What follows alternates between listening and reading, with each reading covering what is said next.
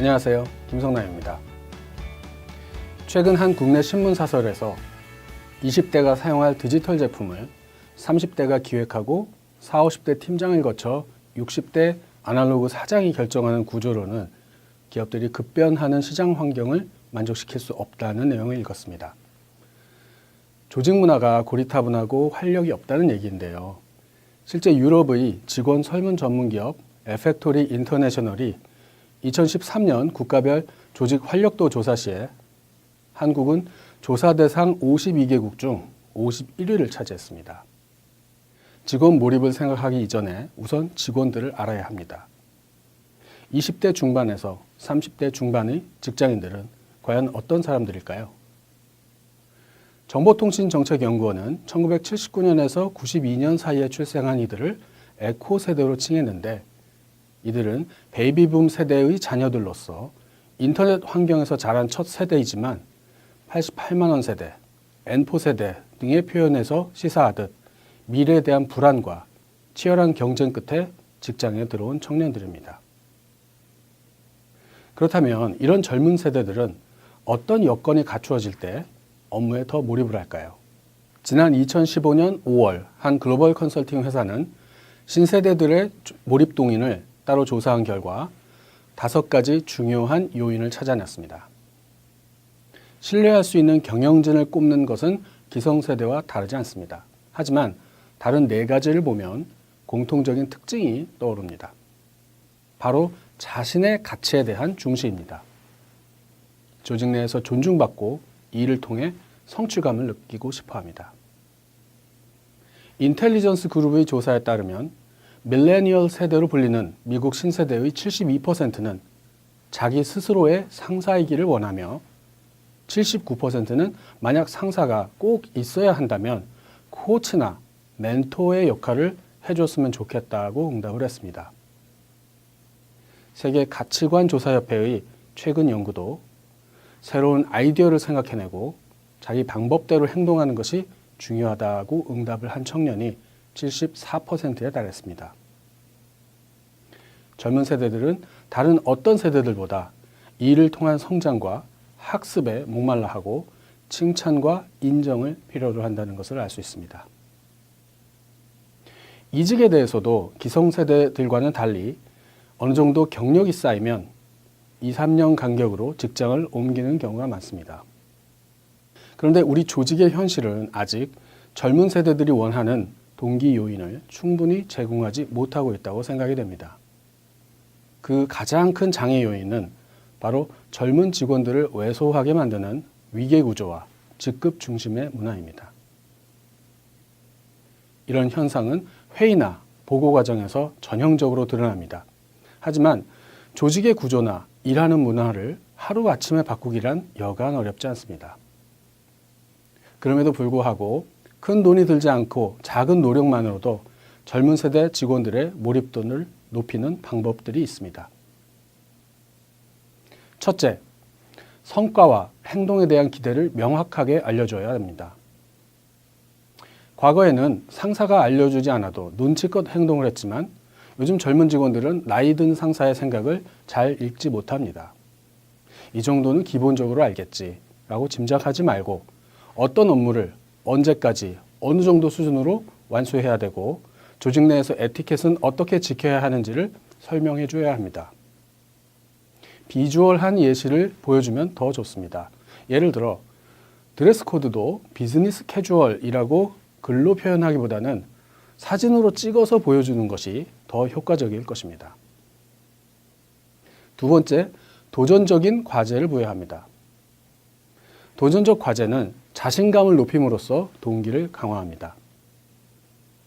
경험이 많은 기존 직원보다 고정관념에 얽매이지 않은 젊은 직원들의 아이디어와 열정이 필요한 과제를 잘 찾아보시기 바랍니다. 신제품 기획안을 개발한다든지 새로운 트렌드 분석, 기존 프로세스의 비효율을 개선하는 것 등이 그런 예입니다. 이런 과제는 회사가 부여할 수도 있고 스스로 찾도록 할 수 있습니다. 단, 도전적인 과제에는 3가지 요건이 있습니다. 통상적인 노력으로는 해결하기 어렵고 실질적인 의미가 있으며 일을 통해 배우는 것이 있어야 합니다. 도전 과제는 사람을 성장시키지만 의미 없이 어렵기만 한 일은 직원을 소모시킬 뿐이기 때문입니다. 세 번째, 경영진과 함께하는 기회를 제공합니다. 젊은 직원들은 빨리 일을 배워서 승진도 하고 싶어 하지만 사원이 과장까지 승진하려면 최소 7, 8년은 걸립니다. 하지만 사원 대리 때부터 탁월한 실력을 발휘하는 직원들이 있고 이런 직원들은 경쟁사들이 노리는 스카우트 타겟이 됩니다. 규정상 파격적인 발탁 승진이 어렵다면 비공식적으로라도 회사가 신경을 쓰고 있다는 것을 알려줘야 합니다. 제일 좋은 방법이 바로 경영진과의 직접 대면 기회입니다. 금전 또는 포상이 아니라도 대표이사가 직접 불러서 식사를 한번 하며 의견을 듣고 격려만 해주어도 효과는 상상 이상입니다. 넷째, 기억에 남는 경험을 선사합니다. 감성적이고 경험의 가치를 중시하는 젊은 세대에게 예상치 못한 좋은 경험은 강한 소속감을 불러일으킵니다.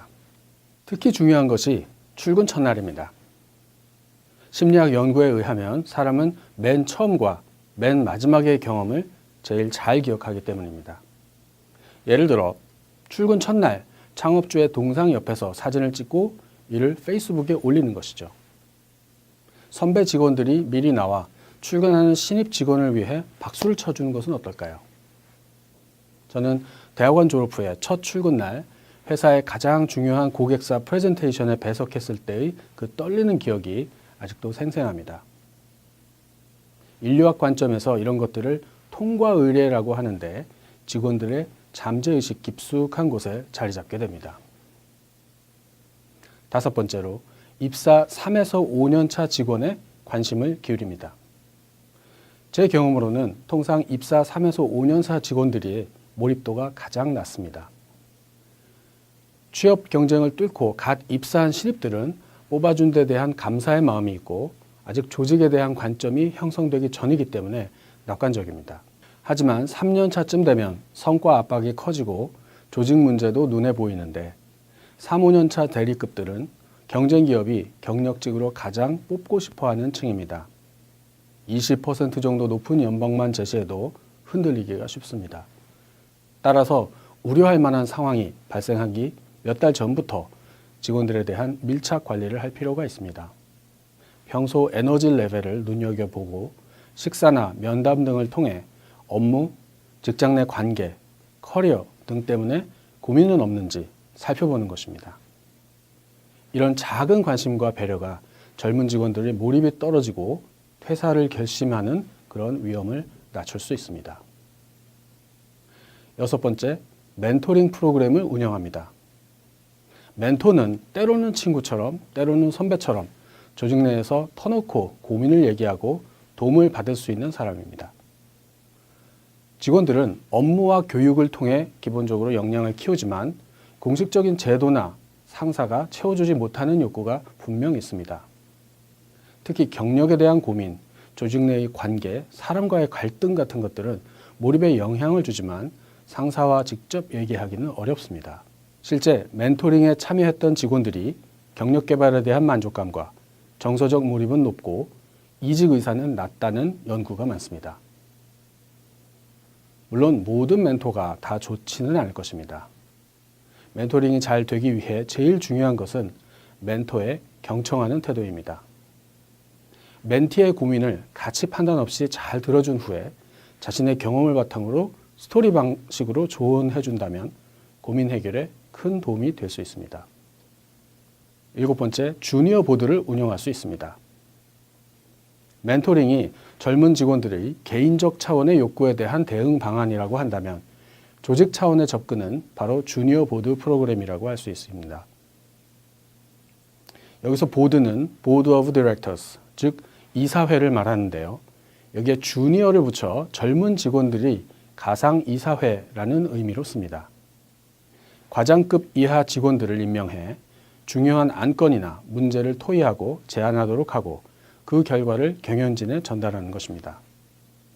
이를 통해 상명하달형 소통과 부서 간의 벽 때문에 어쩌지 못했던 그런 이슈에 대해 창의적 해결 방안이 나오기도 하고 젊은 구성원들의 자부심과 참여 의식도 확연히 높아집니다.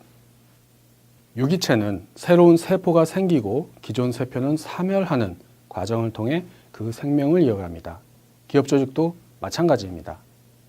사람이 바뀌더라도 경영의 지속성이 유지되어야 하고 그러기 위해서는 조직의 미래를 이끌고 나갈 새로운 피가 꾸준히 유입되고 몰입하도록 여건을 만들어야 합니다.